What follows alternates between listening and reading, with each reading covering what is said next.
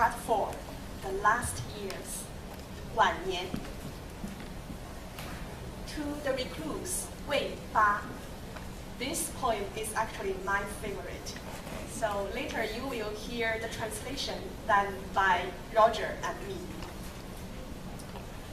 赠魏八处士，人生不相见，动如参与商。今夕复何夕，共此灯烛光。少壮能几时，鬓发各已苍。访旧半为鬼，惊呼这衷肠。焉知20载，重上君子堂。惜别君未婚，儿女忽成行。怡然敬父职，问我来何方？问答乃未已，却儿罗九江。夜雨剪春酒，新炊见黄粱。主称会面难，一举累十觞。十觞亦不醉，感子故意长。明日隔山岳，世事两茫茫。 To the Recluse, Wei Ba, translated by Tianyuan and Roger Davies. Friends are often apart, like the stars Shen and Sheng, never appearing in the night sky together. So, what a rare night tonight. Together we share this candlelight. How long can youth last? Our temples are already gray. We find half our old friends have become ghosts. We shed tears, our hearts are sore. Who knew then, after 20 years, I would be in your parlor again? You were unmarried when we parted years ago. Now you have rows of boys and girls. They happily greet their father's friend and ask me where I've come from. Before I can satisfy their curiosity, you urge them to bring out wine. In the evening rain, spring chives are freshly cut. Fresh steamed rice gleams with yellow millet. You say, how rare this reunion is, and in one go we gulp 10 cups of wine. 10 cups, yet I'm still sober, because your friendship is so strong. Tomorrow we'll be separated by mountains again, lost in the vast, hazy, busy world.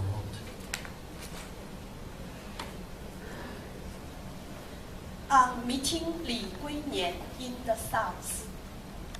This poem was written only a few months before Dufu's lonely death in the winter of 770, when Dufu seems to have felt that the glory days of his society were gone with the wind.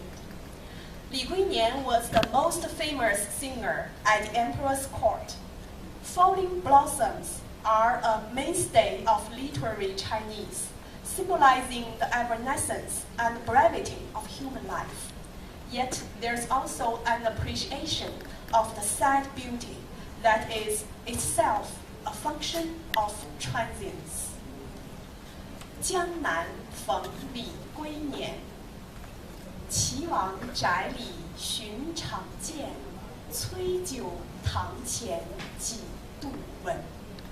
正是江南好风景，落花时节又逢君。 On meeting Li Guanyin south of the river in the South Country.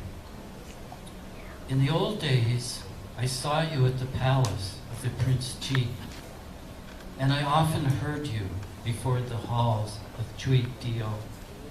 South of the Yangtze, it is still peaceful, and the scenery is good.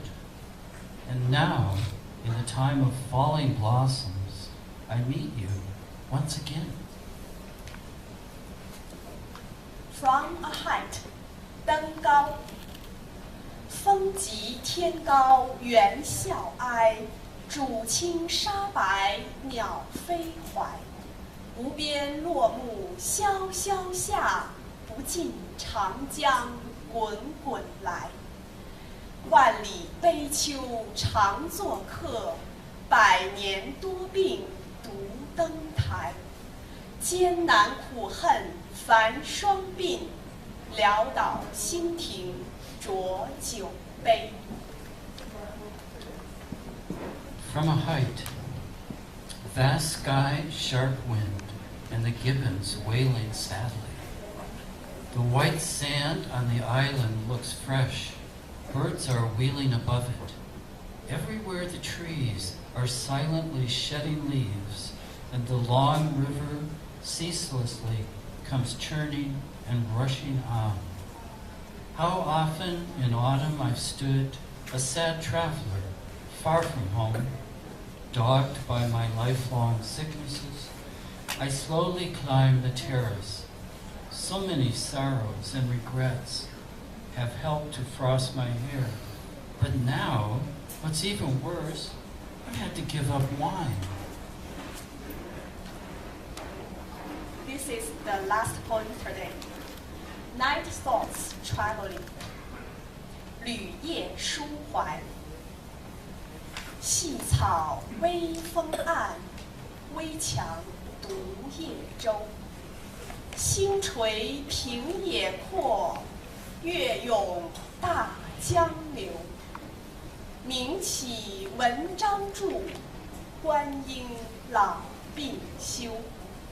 飘飘何所似？天地一沙鸥。 Night thoughts traveling. A light wind stirs the fine beach grass. The tall mast stands over this lone night boat. The stars hang close above the level plain. The moon bobs along in the great river. Will poems like this ever bring me fame? Age and sickness bar me from holding a high office. Drifting here, what am I really like? A lone sand gull somewhere between heaven and earth. And Tianyuan and I have very much enjoyed entertaining you with this poetry this evening.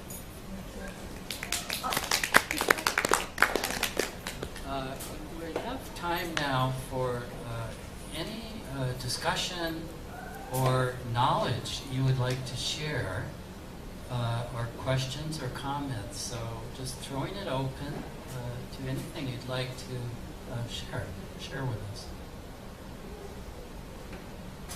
Or you can also speak in Chinese, and I will try to translate into English. 我们也可以用中文提问和回答。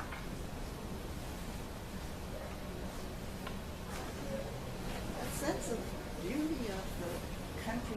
Just try. Oh.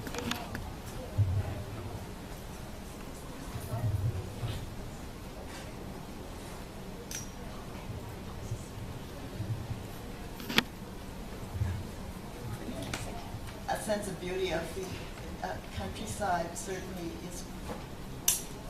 pervades both the Chinese reading and the English. Is the Chinese, I know nothing about China, and I have not been there, but is the countryside still as available and as beautiful as it would have been in Dupu's lifetime?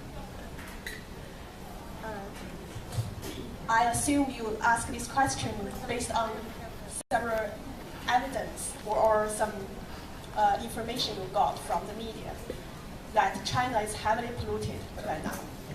In the cities, yes. Yes, not only in cities but also in rural places. I haven't been to many rural areas in China because I was born in urban place. But the only few rural villages I've been to were were not so beautiful as it once were, as they once were, especially after the 1980s, the economic reform, which produced enormous pollution. So I'm afraid currently we could not see the beautiful rural place as much as before. However, there are still some places, I think, maybe in the remote areas in China, that's still beautiful and less polluted.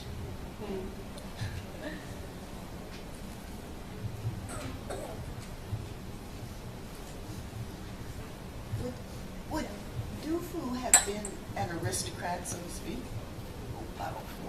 How would he have been educated? How would he been able to write as he did, unless he was a certain social class, say, standing? I don't quite get you. Why? Well, he seems to have been, well, he looked for an official post, so he would have been part of the court of the current emperor. And does that mean he himself would have had a certain type of background, i.e. how did he get his education, or did he have any, and how did he get to be a position in the court? Oh, okay. I think that's a good question. It relates to my limited knowledge about ancient China's the education system in ancient China. It is called Keju. Keju is a kind of examination system which encourages each and every person in China to take the exam in order to get a post in the court. So in order to succeed in that Keju system, all the candidates have to read many classical Chinese classics, like 四书五经. It's called the 4 books and the 5 classics. It's all about the ancient Chinese philosophical and literary books. Some people may well spend 10 years before they can take the Keju examination. So they can just teach themselves, or to learn, be taught by some teachers in the villages. There would be some teachers who might have failed in the exam, and then they will turn to become a teacher in the villages. So this is the ancient China's education system. Yeah. Yes. Thank you. Okay. Please. Are the Chinese characters that we saw on the screen modern characters, or would they have been the same characters from the 8th century when Du Fu was alive? And also, was the spoken Chinese the same? Well, that's a good question.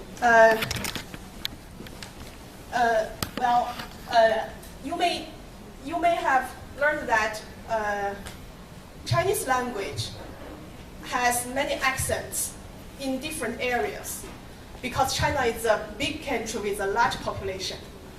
But the amazing thing is, the written language of Chinese hasn't changed all through the 3,000 years. So today, we can still read Du Fu's poem or any other ancient poet's works very well, all because of the written language remains the same. However, there are a little difference that occurred in the 1950s, I guess, after the Communist Party took the power, because they have initialized so-called character reform, or simplification reform, so that today, all the characters, Chinese characters we saw, are all simplified Chinese characters. So Du Fu, in his time, the characters he wrote would be a bit more complicated, which is called the traditional or the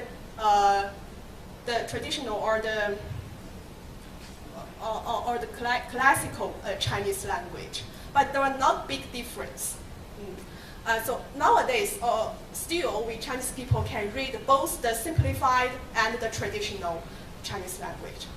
But if when we come to the sound, the pronunciation of the characters, things might be a little different because, as far as I know, in ancient China, the pronunciation and intonation are quite different actually than the current pronunciation. However, I don't think it was a very big difference because all the poems still has perfect pattern tone patterns and rhymes. You see, did you hear the rhymes, the feel of rhymes when I was reading the poems? So they still rhyme. So I don't think it changed much. Yes, but unfortunately, I don't know how to pronounce it in the ancient way. Yes, thank you.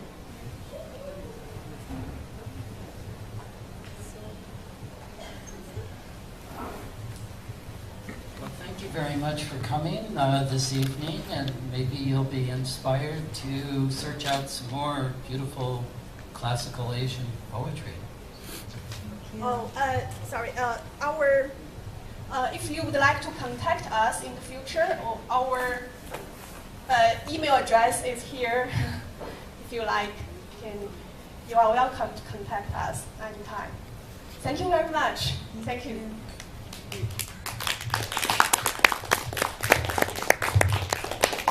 And I hope everybody get some warm and by the beauty of the Chinese poems and the gentle voice from Roger and Tianyuan, and also the soft sound from Jack's flute. So yeah, and also the clear voice from our 6-year-old boy. So read in the Chinese poem. So, and I hope everybody enjoyed tonight.